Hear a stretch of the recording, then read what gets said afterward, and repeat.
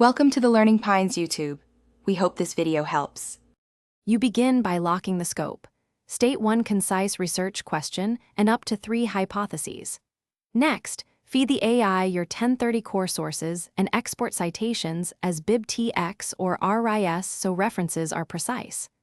Once done, create a skeletal outline with 3 to 5 headings and a brief methods note. This tells the model how to structure each chapter. Make sure to choose one writing voice and set target length per section. This prevents aimless drafts and saves revision time. Now you move into drafting. Send the AI each heading as a separate prompt with a 300-800 word target so the output stays focused. First, request a 1-paragraph overview, then ask for paragraph-by-paragraph development, adding citations inline and noting where you need direct quotes.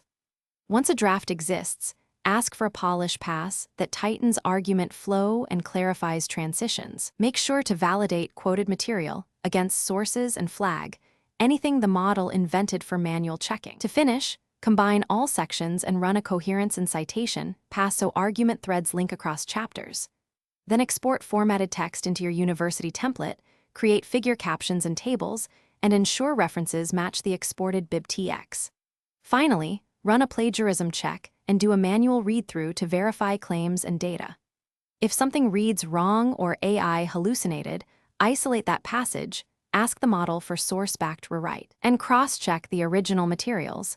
This is the key troubleshooting tip. Thanks for watching.